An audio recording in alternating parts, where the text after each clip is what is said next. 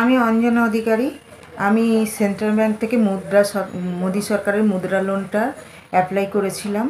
তো আমি ডাইরেক্ট যেতে পারিনি, আমাকে অন্য লোক নিয়ে গেছিলো। তো সেই কারণে আমি মুদ্রা লোনটা, আমার বেশি কাগজপত্র কিছু জমা দিতে হয়নি, যেটুকু ডকুমেন্টস লাগে সেটুকু ডকুমেন্টস দিতে হয়েছে।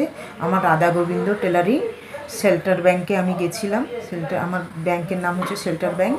তো আমি সেখানে গিয়ে অ্যাপ্লাই করেছি। করতে আমাকে যে করিয়ে দিয়েছে সে পুরো ব্যাংক থেকে আমাকে পুরো টাকাটা দিয়ে দিয়েছে, কিন্তু উনি আমাকে পুরো টাকা দেয়নি। যেটুকু টাকা দিয়েছে, আমার একটা মেশিন কেনার কথা ছিল, আর একটা সেটা কিনতে পারিনি। আমি মালপত্র তুলে বিক্রি করেছি, আর আমার মালপত্র যা আছে এখনও বিক্রি হচ্ছে, জামা টামা আছে। আর এই একটা মেশিন, আমার আর একটা মেশিন কিনতে পারিনি। যে ছেলেটা করিয়ে দিয়েছে সে ছেলেটা আমাকে পুরো টাকাটা দেয়নি।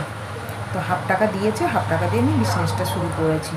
তো মোদি সরকারকে আমি ধন্যবাদ জানাই যে আমরা এই টাকাটা পাওয়ার জন্যে, সরকারকেও আমরা ধন্যবাদ জানাই যে আমাদের এই টাকাটা পাওয়ার জন্যে, বিজনেসের করার জন্যে আমাদের খুবই উপকার হয়েছে। তার জন্য আমরা ধন্যবাদ জানাচ্ছি। আর এই টাকাটা যেন সবাই পায়, সবাই গরিবরা, আমরা মধ্যবিত্ত গরিব লোকরা সবাই যেন টাকাটা পায়। নমস্কার।